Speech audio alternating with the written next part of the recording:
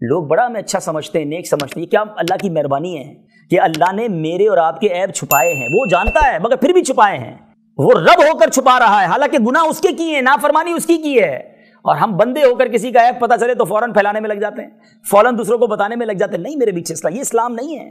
نرم ہو جائیں، لوگوں کے خیر خواہ ہو جائیں، صلح کروانے والے بنیں، اچھا فیصلہ کرنے والے بنیں، انصاف کرنے والے بنیں، یہ شریعت چاہتی ہے، یہ اسلام کی خوبصورتی ہے۔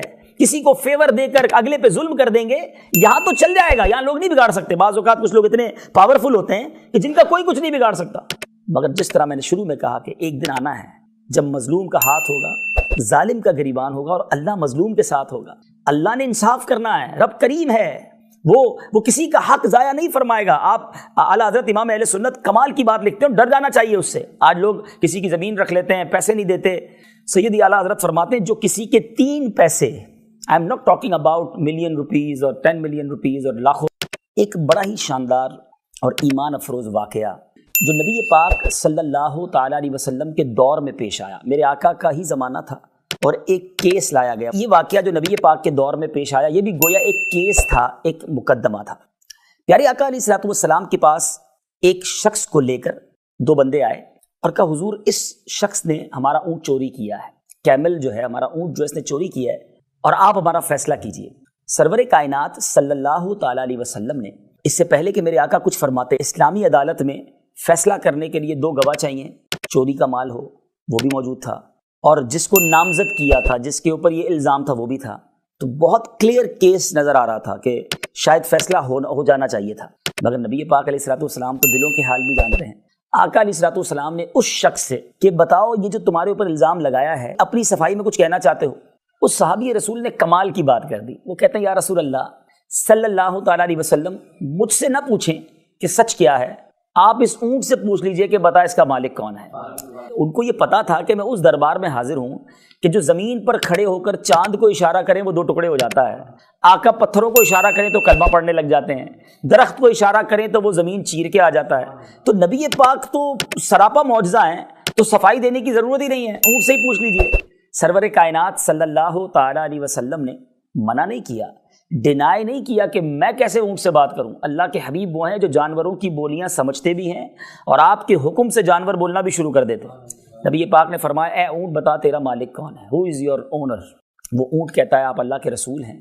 پہلے تو اس نے نبی پاک کی گواہی دی، اور اس کے بعد وہ کہتا ہے حضور یہ دونوں جھوٹے ہیں، جس کو پکڑ کر لائے ہیں یہی میرا مالک ہے۔ پیارے آقا بہت خوش ہوئے، اس کی رہائی ہو گئی، وہ باعزت بری گویا ایک طرح سے ہو گیا، الزام سے بھی بری ہو گئے۔ اب نبی پاک نے بڑا کمال کا جملہ ارشاد فرمایا، سرور کائنات صلی اللہ تعالیٰ علیہ وسلم نے جو بات فرمائی وہ بڑی نرالی تھی کہ میرے آقا نے فرمایا کہ ایسا تیرا کون سا نیک عمل ہے جس کی وجہ سے تو اتنی بڑی ذلت و رسوائی سے بچ گیا، کیونکہ اس زمانے میں چور کے ہاتھ کاٹے جاتے تھے، اگر ہاتھ کٹ جاتے تو وہ جدھر بھی جاتا چور کے نام سے پہچانا جاتا، لوگ سمجھ جاتے ہاتھ کٹے ہوئے ہیں۔ لیکن سوال بڑا نرالا ہے، تھوڑا ہے باریک نقطہ سمجھیے گا۔ آقا اس امتی سے سوال کر رہے ہیں کہ تیرا کون سا نیک عمل ہے جس کی وجہ سے تو اتنی بڑی ذلت سے بچ گیا۔ حقیقت تو یہ ہے کہ کمال اور معجزہ تو نبی پاک نے دکھایا، مہربانی تو آقا نے کی تھی، اور پوچھ اپنے امتی سے رہے کہ تیرا کون سا نیک عمل ہے۔ یہ بھی ایک غلام پر شفقت کا انداز ہے نا۔ وہ شاعر لکھتے ہیں نا، آتا ہے فقیروں پہ انہیں پیار کچھ ایسا، خود بھیک دیں اور خود کہیں منگتا کا بھلا ہو۔ خود ہی کرم کیا اور خود ہی پوچھ رہے ہیں بتاؤ تیرا کون سا نیک عمل ہے۔ وہ کہتا ہے حضور اور کوئی نیک عمل تو یاد نہیں، ہاں میری زندگی میں یہ عمل ہے کہ میں آپ کی ذات پر کثرت سے درود پاک پڑھتا ہوں۔ میرے آقا نے کیا فرمایا، اے میرے امتی، حدیث پاک کا مضمون ہے، اسی طرح مجھ پر درود پاک پڑھتے رہا کرو، تم جس طرح دنیا میں ذلت سے بچ گئے ہو آخرت میں بھی ذلت سے بچ جاؤ۔ اب گویا یہ ہمیں فارمولہ مل گیا، ہمیں یہ طریقہ مل گیا کہ اگر میں اور آپ چاہتے ہیں، کون ہے جو نہیں چاہتا کہ ہمیں دنیا اور آخرت میں سرخروئی ملے، یہاں بھی ذلت سے بچیں وہاں بھی بچیں، تو طریقہ یہی ہے کہ پیارے آقا صلی اللہ تعالیٰ علیہ وسلم پر کثرت سے درود پڑھتے رہیں۔ انشاءاللہ یہاں بھی کامیابی مقدر بنے گی، وہاں بھی کامیابی مقدر بنے گی۔ میں بھی نیت کروں اور آپ بھی نیت کریں کہ انشاءاللہ کثرت سے درود پاک پڑھیں گے۔ صلو علی الحبیب صلی اللہ تعالی علی محمد صلی اللہ علیہ وسلم۔ تو آج بات چل رہی تھی، جیسے شروع میں نے کہا کہ ایسے افراد ہیں اور موقع ملتا ہے زندگی میں انسان کو کہیں نہ کہیں جسٹیفیکیشن کا، انصاف کرنے کا، فریقین کی سن کر کوئی فیصلہ کرنے کا موقع ملتا ہے۔ تو آج چند باتیں اسی حوالے سے عرض کروں گا۔ قیامت کے دن جو ہے، جو گرمی ہوگی اس کے بارے میں آپ نے سنا ہوگا کہ 50,000 سال کا دن ہوگا، سورج 1.25 میل پر ہوگا اور لوگ اپنے ہی پسینے میں ڈبکیاں کھا رہے ہوں گے، پیاس سے برا حال ہوگا۔ اس دن کوئی سایہ نہیں ہوگا سوائے اللہ کے عرش کے سائے کے، یوم لا ظل الا ظلک، اللہ کے عرش کے سائے کے سوا کوئی سایہ نہیں ہوگا۔ تو اس دن کس کو سایہ ملے گا؟ 7 قسم کے لوگ نبی پاک نے بیان فرمائے۔ میں انشاءاللہ وہ حدیث بھی آج آپ کو سناؤں گا۔ یہ میرے بیان کا آج ٹاپک ہے کہ میں نے اور آپ نے آج یہ بھی چیک کر لینا ہے کہ قیامت کے دن عرش کا سایہ جن خوش نصیبوں کو ملے گا میں ان میں شامل ہوں کہ نہیں، اور اگر نہیں ہوں تو آج سے کوشش تو شروع کر دوں نا، آج سے وہ کام تو شروع کر دوں۔ اور جن لوگوں نے فیصلہ کرنا ہے، میں نے ٹاپک کیوں لیا کہ سرور کائنات صلی اللہ تعالیٰ علیہ وسلم نے فرمایا قیامت کے دن جب اللہ کے عرش کے سوا کوئی سایہ نہ ہوگا، حدیث پاک کا مضمون ہے 7 قسم کے لوگ ہوں گے، اس میں جو پہلا وہ شخص جس کو سایہ ملے گا نا وہ ہوگا عادل حکمران، عدل کرنے والا حکمران، صحیح فیصلہ کرنے والا، انصاف کرنے والا حکمران۔ خاندان کے بڑے، قبیلے کے بڑے یا اپنی کمیٹی وغیرہ کہیں نہ کہیں زندگی میں موقع ملتا ہے تو عدل کرنے والا انشاءاللہ قیامت کے دن اللہ کے عرش کے سائے میں ہوگا۔ اور اب ذرا سنیے کہ اسلام عدل کے بارے میں کیا کہتا ہے۔ سبحان اللہ، ایک بار مولا علی کرم اللہ تعالیٰ وجہ الکریم، ان کا مرتبہ کون نہیں جانتا، شیر خدا ہیں، اور جس وقت امیر المومنین تھے آپ، ہیڈ آف دا اسٹیٹ، اس پوری مملکت کے سب سے بڑے عہدے پر آپ تھے، ٹھیک ہے نا۔ آپ نے ایک بار جنگ صفین کے لیے روانہ ہوئے تو آپ کی زرہ وہ جنگی لباس ہوتا تھا، آج کل بلٹ پروف جیکٹ ہوتا ہے، پہلے وہ لوہے کا پورا لباس ہوتا تھا، وہ آپ کا کہیں گر گیا۔ جب جنگ ختم ہونے کے بعد آپ کوفہ واپس آئے تو آپ نے وہی زرہ ایک یہودی کے پاس دیکھی بازار میں اس کی دکان پر، تو آپ نے زرہ پہچان کر یہودی سے کہا یہ تو میری ہے، تمہارے پاس کیسے آ گئی؟ میں نے نہ کسی کو فروخت کی ہے نہ کسی کو تحفہ دیا ہے، تمہارے پاس کیسے پہنچ گئی؟ وہ کہتے ہیں تو میری ہے، میرے قبضے میں اور میری ہے۔ تو آپ نے فرمایا چلو قاضی کے پاس چلتے ہیں۔ آرڈر نہیں دیا کہ میں ہیڈ آف دا اسٹیٹ ہوں، امیر المومنین ہوں، یہ زرہ میری ہے، چھین لیتے۔ فوجی کو کہتے، اپنے سپاہی کو کہتے مارو اس کو 2 تھپڑ اور نکال لو، نہیں کہ چلو فیصلہ کرواتے ہیں۔ امیر المومنین اس یہودی کو لے کر جاتے ہیں قاضی شریح کے پاس۔ اچھا، قاضی شریح مسلمان ہیں، ظاہر امیر المومنین کے انڈر میں ہیں، لیکن قاضی کا ایک مقام ہوتا ہے، وہ کسی بھی اسٹیٹ پر اگر کوئی دنیا کا بڑا افسر بھی آ جائے تو اب اس کے نزدیک یہ دونوں برابر ہیں۔ تو قاضی شریح جس کو اپوائنٹ مولا علی نے کیا، جو نومینیشن ہوئی ہے وہ مولا علی کرم اللہ تعالیٰ وجہ الکریم کی طرف سے ہوئی ہے، مگر اب یہ عجیب و غریب ڈیسیشن ہو گیا کہ امیر المومنین ایک یہودی کو، غیر مسلم کو لے کر آیا اور کہا کہ ہمارا فیصلہ کیجئے، میں کہتا ہوں کہ میری یہ ذرہ، یہ کہتا ہے اس کی ہے۔ تو قاضی نے کہا کہ امیر المومنین بتائیے کہ آپ کے پاس کوئی گواہ ہے، آپ کا دعویٰ ہے کہ یہ آپ کی ہے، یو ہیو اینی وٹنس؟ تو آپ نے کہا ہاں، میرا بیٹا امام حسن اور میرا غلام، اس کا نام کمبر، یہ دونوں گواہی دیں گے۔ تو قاضی شریح کہتے ہیں کہ باپ کے حق میں بیٹے کی گواہی معتبر نہیں ہے، آپ امیر المومنین ضرور ہیں، اور گواہی دینے والا کون؟ امام حسن، مرتبہ جنتی نوجوانوں کے سردار۔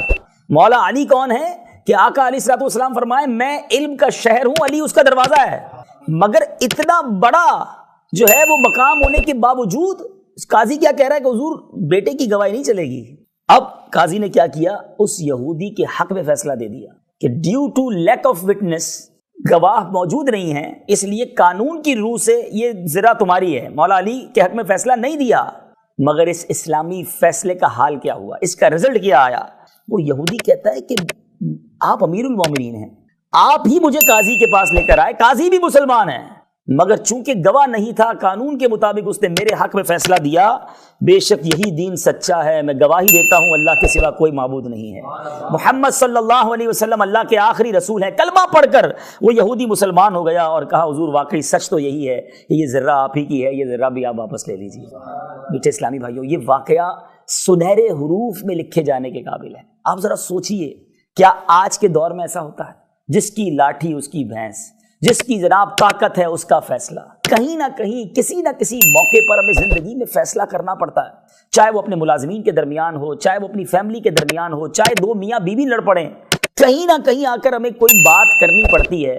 اس وقت ہمارا مائنڈ سیٹ کیا ہوتا ہے؟ سب سے بڑا پرابلم تو یہ ہے کہ ہمیں علم بھی تو نہیں ہے نا، جو دماغ میں، جو ذہن میں آیا، یا جو باپ دادا کا طریقہ رہا ہے، جو ہمارے قبیلے کا طریقہ رہا ہے، وہ ہمارے یہاں جملہ کہتے ہیں ہمارا ریت رواج یہی ہے۔ میرا اور آپ کا ریت رواج نہیں چلے گا، اسلام کا طریقہ چلے گا۔ ابھی تھوڑی دیر پہلے ہی میں مفتی قاسم صاحب اللہ ان کو اور حیاتی دے اور زندگی دے، بڑی کمال کی باتیں کلپ پہ دیکھ رہا تھا، ان سے سوال کیا کسی نے، کیا اسلام ہماری مرضی کا نہیں ہو سکتا؟ تو آپ نے فرمایا اسلام مرضی کا نہیں ہو سکتا، کفر مرضی کا ہو سکتا ہے۔ کہ کفر تو نافرمانی کا نام ہے نا، جیسی نافرمانی کرو. اسلام اللہ اور اس کے رسول کی مرضی کا چلے گا. میری اور آپ کی مرضی کا کہ بلوچستان میں یہ چلتا ہے، ہمارے جناب فلاں قبیلہ اس کا یہ رواج ہے، وہ نہیں چلے گا. ہم مسلمان ہیں، ہم نے ایمان لائے ہیں، ہم کلمہ پڑھا ہے. اب جو اللہ نے فرمایا، اس کے رسول نے فرمایا، وہ اسلام چلے گا نا، وہ طریقہ چلے گا. تو شریعت جو طریقہ بیان کرتی ہے، میں چند باتیں اور بھی عرض کروں گا کہ فیصلہ کرنے میں کن کن چیزوں کی رعایت کرنی ہے، کن کن چیزوں کو فوکس کرنا ہے. لیکن اس واقعے سے پہلے یہ تو پتا چل جائے نا کہ بات انصاف کی کرنی ہے.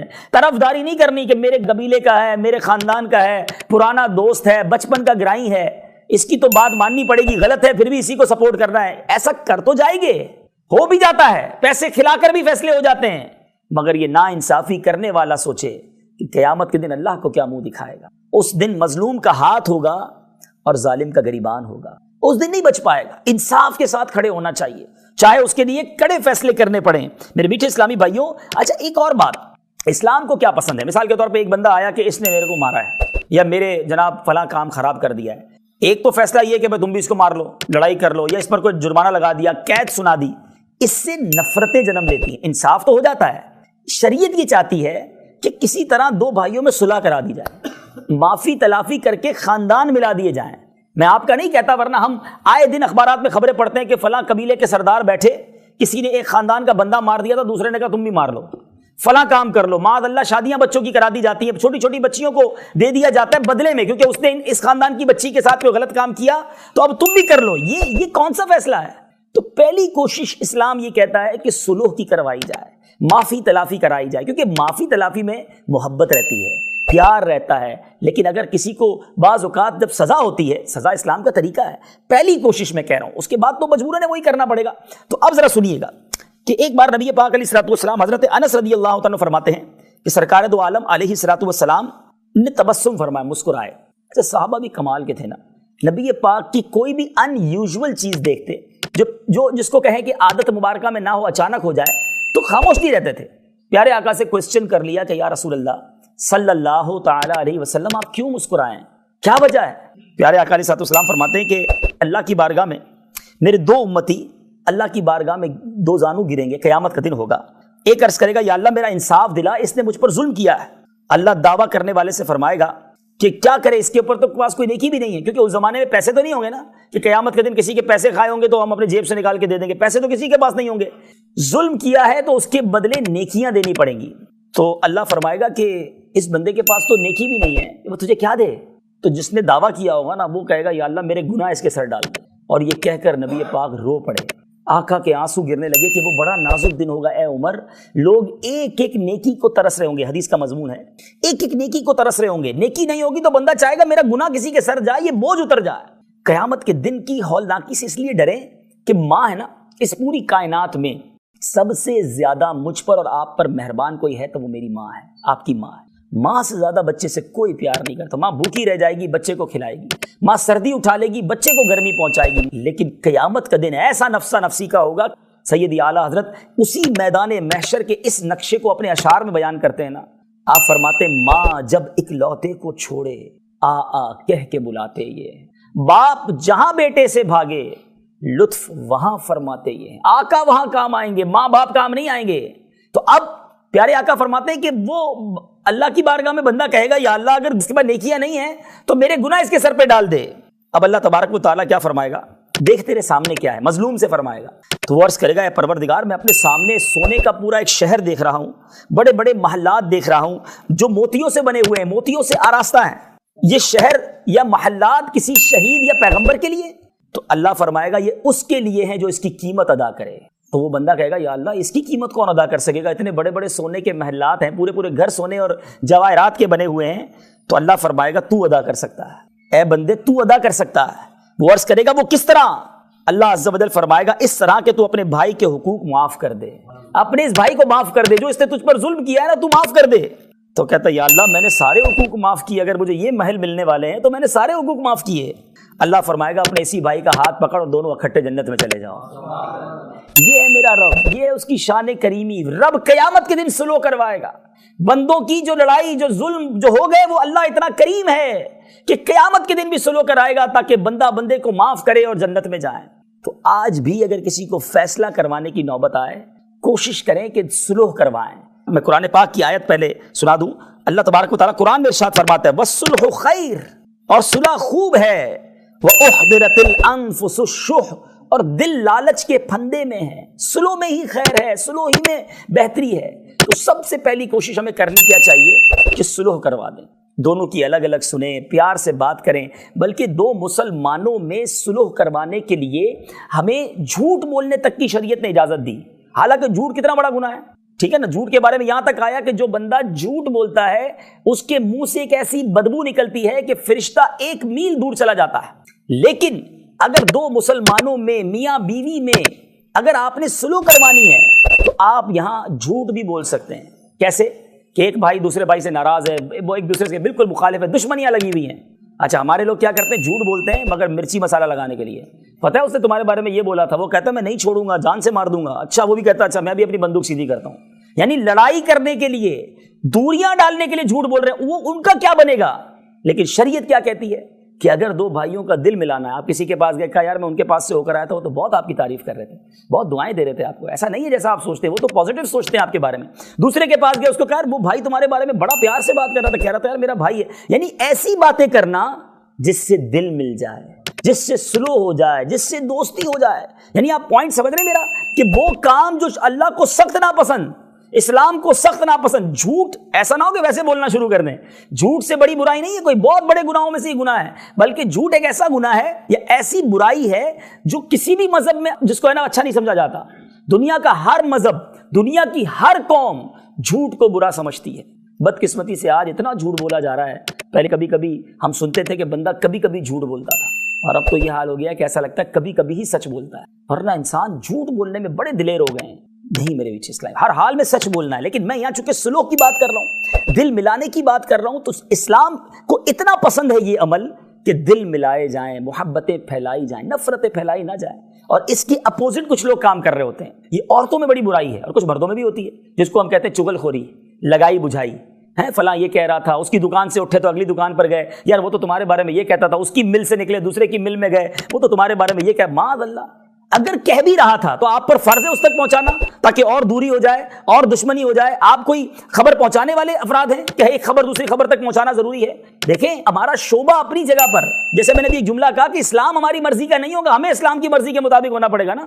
تو ہم صحافی ہوں، کاروباری ہوں، ہم قبیلے کے سردار ہوں، ہم زمیندار ہوں، ہماری فیلڈیں مختلف ضرور ہیں مگر ہیں ہم سارے مسلمان. ہم سب اسلام کے تابع ہیں، ہمیں اللہ اور اس کے رسول کے احکام پہ چلنا ہے نا.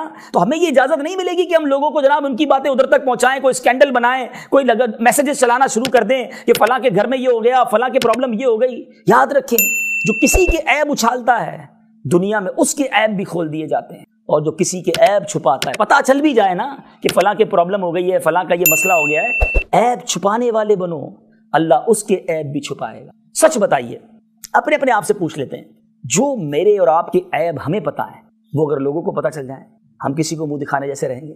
خود سوچیں. ایسی غلطیاں ہیں سب کی، اکیلے میں ایسے گناہ کیے ہیں. لوگ بڑا ہمیں اچھا سمجھتے ہیں، نیک سمجھتے ہیں. یہ کیا اللہ کی مہربانی ہے کہ اللہ نے میرے اور آپ کے عیب چھپائے ہیں. وہ جانتا ہے مگر پھر بھی چھپائے ہیں. وہ رب ہو کر چھپا رہا ہے، حالانکہ گناہ اس کے کیے ہیں، نافرمانی اس کی ہے. اور ہم بندے ہو کر کسی کا عیب پتہ چلے تو فوراً پھیلانے میں لگ جاتے ہیں، فوراً دوسروں کو بتانے میں لگ جاتے ہیں. نہیں میرے پیچھے اسلام، یہ اسلام نہیں ہے. نرم ہو جائیں، لوگوں کے خیر خواہ ہو جائیں، سلوح کروانے والے بنے، اچھا فیصلہ کرنے والے بنے، انصاف کرنے والے بنے. یہ شریعت چاہتی ہے، یہ اسلام کی خوبصورتی ہے. کسی کو فیور دے کر اگلے پہ ظلم کر دیں گے، یہاں تو چل جائے گا، یہاں لوگ نہیں بگاڑ سکتے. بعض اوقات کچھ لوگ اتنے پاورفل ہوتے ہیں کہ جن کا کوئی کچھ نہیں بگاڑ سکتا. مگر جس طرح میں نے شروع میں کہا کہ ایک دن آنا ہے جب مظلوم کا ہاتھ ہوگا، ظالم کا گریبان ہوگا، اور اللہ مظلوم کے ساتھ ہوگا. اللہ نے انصاف کرنا ہے، رب کریم ہے، وہ کسی کا حق ضائع نہیں فرمائے گا. آپ اعلیٰ حضرت امام اہل سنت کمال کی بات لکھتے ہیں، ڈر جانا چاہیے اس سے. آج لوگ کسی کی زمین رکھ لیتے ہیں، پیسے نہیں دیتے. سیدی اعلیٰ حضرت فرماتے ہیں جو کسی کے 3 پیسے، I am not talking about million rupees اور 10 ملین روپیز اور لاکھوں روپے کی بات نہیں کر رہا، صرف 3 پیسے جان بوجھ کر دبا لے، بروز قیامت اسے 700 مقبول با جماعت نمازیں دینی پڑ جائیں گی. ان 3 پیسوں کے بدلے نمازیں کتنی؟ 700، وہ بھی مقبول اور با جماعت. شاید یہ تو پوری زندگی میں ہمارے پاس نہیں ہوں گی. جو لاکھوں روپے دبا بیٹھا، جو زمینیں کھا بیٹھا، جو حساب کتاب بناتا ہی نہیں کسی کا، کہتا ہے بس ٹھیک ہے یہی لے جاؤ. کاروباری لوگوں کا ایک اور عجیب سا ٹرینڈ ہے، مثال کے طور پہ 2 لاکھ 5,720 रुपए बिल बना, भाई ठीक है यार 2 लाख ले लो भाई, अच्छा चलो 2,05,000 ले लो, 720 तो गए, कैसे गए भाई? एक एक रुपया देना पड़ेगा अगर किसी का आप पर आता है। वो माफ कर दे अलग बात है, माफ दिल से कोई नहीं करता, मजबूरन बेचारा कहता है चलो भाई अगला माल भी देना है, अगला सौदा भी करना है, मानना पड़ेगा साहब की। ये आपने उसके पैसे रख लिए और कयामत के दिन अगर वो खड़ा हो गया तो आप कैसे जवाब देंगे? छोटी छोटी चीजों का तो ख्याल ही कोई नहीं करता। फ्रूट वाले की दुकान पे जाएंगे, 1 किलो फ्रूट लिया, एक अमरूद उठा के वैसे ही खा लिया, वैसे ही बेर उठा के खा, इजाजत लिया आपने? ये एक एक दिन का आपने वो वाकया सुना होगा सैयदी गौसे आजम रज़ी अल्लाह तआला के वालिद का, कि वो एक सेब का हक बख्शवाने गए थे और कितने कितने साल बाग की रखवाली की एक सेब के लिए, और आज यार लोगों को परवाही कोई नहीं है। ऐसा ना करें, हुकूकुल इबाद का ख्याल रखें। तो बहरहाल मैं दोबारा उस पहली हदीस पर आता हूं, इंसाफ पर कुछ बात हो गई कि क़यामत के दिन अल्लाह के अर्श का साया जिन 7 किस्म के लोगों को मिलेगा, उसमें पहला वो शख्स होगा कि जो अदल करने वाला हुक्मरान होगा। अल्लाह मुझे और आपको हमेशा अदल करने वाला बनाए, हमसे कभी ना इंसाफी ना हो। नहीं आता अदल करना, शरीयत के उसूल है। मैं एक रिसाला, एक किताब में जब ये बताया गया तो मैंने उसी किताब से कुछ ये बयान तैयार किया। इस किताब का नाम ही फैसला करने के मदनी फूल, नाम ही कितना प्यारा है। दावत इस्लामी ने हर मौजू पर हमें किताब दी है ना, फैसला कैसे करना है, उससे पहले क्या क्या ख्याल रखना है, इसकी 5 तो मेन पॉइंट्स है। चलिए वो सरसरी बता देता हूं कि जब भी किसी का फैसला करना हो ना, तो अब क्या करें कि उन दोनों के दरमियान 5 चीजें गौर से सुन ले। अपने पास दोनों को बैठने का एक जैसा मौका दे। पता चला जो दोस्त है उसको तो कुर्सी पे बिठाया और जो उसका मुलाजिम है उसको जमीन पे बिठा लिया, बोला हाँ बताओ भाई, आप भी बताओ, आप भी बताओ। पहले ही आपने नाइंसाफी कर दी। एक जैसे तरीके से दोनों को बिठाएं। दूसरी बात, वैसे ही एक दूसरे को बात करने का मौका दे, जितनी देर उसको दी है दूसरे को भी उसी प्यार उसी इज्जत के साथ उसकी बात सुने। तीसरी बात, दोनों की तरफ बराबर मुतवज्जे रहे, इक्वली फोकस्ड, एक को सुन रहा है दूसरे की सुन ही नहीं रहा। चौथा, कलाम सुनने के साथ लिए हर एक के साथ एक ही जैसा तरीका रखे। और 5वां, फैसला करने में हक का साथ दे, जो हक है उसका साथ दे। ऐसे अजीब अजीब फैसले हुए हैं इस्लाम में। एक बड़ा ही प्यारा वाकया मैं पढ़ रहा था कि ये हदीस पाक है, नबी पाक अलैहिस्सलातु वस्सलाम ने ये बयान किया साहबा से। हज़रत अबू हुरैरा इस हदीस के रावी हैं, सही मुस्लिम की हदीस है। हदीस का मजमून अब देखिए, पहले के लोग कैसे थे। एक बंदे ने एक दोस्त से जमीन खरीदी, पैसे दे दिए, जमीन ले ली। जमीन में उसने काम करवाने के लिए जब उसकी कंस्ट्रक्शन वगैरह के लिए खड्डा वगैरह किया, अंदर से एक बर्तन निकला और उसके अंदर घड़ा बड़ा सा था जिसमें पूरा सोना भरा हुआ था। हम तो कहें लॉटरी लग गई भाई, प्लॉट लिया, सोना भी मिल गया। ये कैसा दौर था कि वो बंदा पहले वाले के पास गया, कहता जनाब मैंने आपकी जमीन ली थी, उसमें सोना निकला, ये सोना आपका है। दूसरा कहता नहीं भाई, मैंने जमीन बेची है, सोना बेचा नहीं है, तेरा है। इन दोनों का कॉन्ट्राडिक्ट क्या हुआ, इन दोनों के दरमियान तनाजा ये हुआ, वो कहता है सोना तेरा है, वो कहता नहीं तेरा है। हमारे यहाँ लड़ाई ये होती मेरा है भाई, मेरी जमीन से पैसे तो दे दिए थे ना। ये दिल था लोगों का। अब ये मुकदमा गया काजी के पास। अब बताइए ऐसा पॉसिबल? नबी ये पाक फरमा रहे हैं ये दोनों पहुंच गए काजी के पास। जमीन वाला कहता है भाई ये सोना तेरा है, और जिसका सोना वो कहता है भाई तेरा है। इन दोनों के दरमियान बहस हो रही है। काजी भी कमाल का, कहता बताओ तुम्हारी औलाद है? एक कहता हाँ मेरा बेटा है, दूसरी कहती हाँ मेरे पास मेरी बेटी है। कहा ऐसा करो दोनों की शादी करवाओ और ये सोना उनको दे दो। दोनों के पास रहे। लेकिन आप सोचिए कि ये कैसा दौर था और किस तरह के, जिसको कहे साफ दिल के लोग थे कि मेरे ऊपर किसी का हक ना आ जाए। अल्लाह करे मेरा आपका ये जहन बन जाए कि मेरा अगर किसी ने रख भी लिया ना उसको माफ कर दूं, लेकिन किसी का मुझ पर ना आ जाए, वरना मैं क़यामत के दिन कैसे जवाब दूंगा? 5, 10, 15, 100 रुपए भी हुए तो जवाब देना मुश्किल पड़ जाएगा। इधर तो हजारों लाखों का मामला होता है। तो ये माइंडसेट अल्लाह करे हमारा बन जाए। तो बहरहाल पहला वो शख्स 7 लोगों में से जिसको अल्लाह के अर्श का साया मिलेगा वो है आदिल हुक्मरान। अदल करेंगे ना इंशाअल्लाह, और इस मैसेज को फॉरवर्ड भी करें, इस मैसेज को आम करें। नंबर 2, दूसरा वो नौजवान जिसकी जवानी अल्लाह की इताअत में गुजरी। जिस नौजवान की जवानी अल्लाह की इताअत में गुजरेगी, इबादत में गुजरी, उसको अल्लाह के अर्श का साया मिलेगा। नौजवान आज के दौर में कहता जनाब जवानी तो अय्याशी के लिए है, इंजॉयमेंट के लिए है, बुढ़ापे में अल्लाह अल्लाह कर लेंगे। तो क्या नौजवान नहीं मरता? क्या हमारे सामने जवानों के जनाजे नहीं उठ रहे? हमें ये सोचना चाहिए कि हमें अपनी जवानी को अल्लाह की इताअत में गुजारनी है। जो जवानी में गुनाह करते हैं वो क़यामत के दिन अल्लाह को क्या मुंह दिखाएंगे? जवानी में तो इंसान के आज़ा सलामत है, बुढ़ापे में तो इबादत का वैसे भी इंसान के पास हिम्मत नहीं बचती है। और कुछ लोगों ने बड़ा बाकायदा प्लान किया हुआ, जब भी उनको कहना भाई नमाज क्यों नहीं पढ़ते, आप सुन्नत पर अमल क्यों नहीं करते, आप हराम काम क्यों नहीं छोड़ते, तो कहते हैं बस ये 40-45 साल तक थोड़ा सा कर लूँ, उसके बाद मैंने अल्लाह अल्लाह ही करना है। तो क्या आपके पास गारंटी है कि आप 50 ईयर्स तक पहुंचेंगे? हैं? पर आपके पास ये गारंटी है कि आप जिंदा रहेंगे? आप में इतने सारे पढ़े लिखे लोग बैठे हैं, कोई है जो कल तक जिंदा रहने की मुझे गारंटी दे दे? कोई एक है आप में से? नहीं है ना। हमें तो अभी यहां से उठकर घर जिंदा जाएंगे ये नहीं पता। आगाह अपनी मौत से कोई बशर नहीं, सामान 100 बरस का है, पल की खबर नहीं। جب پل کی خبر نہیں ہے تو کل کی پلاننگ کیوں کر رہے ہیں؟ ابھی توبہ کرنی ہے نا، ابھی اللہ کو راضی کرنا ہے. اسی آسرے میں کئی لوگ دنیا سے چلے گئے کہ توبہ کر لوں گا، نماز شروع کر دوں گا، گناہ چھوڑ دوں گا، بس ذرا گھر بنا لوں، مجھے پتا ہے میں غلط کام کر رہا ہوں لیکن ایک ذرا فیکٹری سیٹ ہو جائے اس کے بعد میں نے توبہ ہی کرنی ہے. بھائی یہی تو شیطان چاہتا ہے کہ آج نہ کرو، کل کی پلاننگ کرو، 5 سال بعد کی پلاننگ کرو اور دنیا سے چلے جاؤ، بغیر توبہ کیے چلے جاؤ. اللہ کے عرش کا سایہ اس نوجوان کو ملے گا جس نوجوان کی جوانی عبادت میں گزرے. اور آپ اگر تھوڑا سا توجہ دیں دعوت اسلامی کے مدنی ماحول میں کہتا ہوں دنیا میں کوئی ایسا ماحول نہیں ہے جس میں لاکھوں نہیں کروڑوں نوجوان ہیں، اور کروڑوں نوجوان اسلامی بھائی اور اسلامی بہنیں اس بھری جوانی میں جنہوں نے توبہ کی ہے، جو گناہوں میں نہیں نیکیوں میں زندگی گزار رہے ہیں، جو نماز پڑھ رہے ہیں، جو سنتوں پر عمل کر رہے ہیں. کیا ان نوجوانوں کا دل نہیں چاہتا انجوائے کرنے کا، ہے فیشن اپنانے کا، معاذ اللہ گندے برے کام کرنے کا؟ شیطان تو سب کے دل پر حملہ کر رہا ہے نا، مگر کمال یہ ہے کہ یہ نوجوان شیطان سے مقابلہ بھی کر رہے ہیں اور اللہ کی رضا والے کام کر. ہم اور آپ بھی اس ماحول میں آئے، مرنا ہم نے بھی ہے. تیسرا وہ شخص جس کو اللہ کے عرش کا سایہ ملے گا، میرے آقا فرماتے وہ شخص جس کا دل مسجد سے نکلنے کے بعد بھی مسجد کی طرف لگا رہے، نکلے مسجد سے پھر دل چاہے مسجد میں جانے کو. اب ایسے کتنے ہیں؟ ابھی تو دھکا مار کے ایسا لگتا ہے مسجد میں بھیجنا پڑتا ہے. جمعے والے دن مسجد نظر آتی ہے، وہ تو ہمارا بس نہیں چلتا ورنہ اپنی گلی گلی میں کہیں گھر میں جمعہ پڑھ لیں، لیکن جانا پڑتا ہے مسجد میں اس لیے جمعے کو لوگ جاتے ہیں، ورنہ پورا ہفتہ مسجد کا منہ نہیں دیکھتے. یہ درست نہیں ہے میٹھے اسلامی بھائی. آج مسلمان مسجد میں جاتا ہے اور ایسے نظر آتا ہے جیسے مچھلی پانی سے باہر ہے، بالکل بے چین ہے، جلدی جلدی گھڑی دیکھ رہا ہے، یار کب جماعت ختم ہو، فوراً باہر نکلوں. دعا بھی نہیں کرتے، ابھی امام صاحب نے سلام پھیرا اور باہر جانے والوں کی لائن شروع ہو گئی.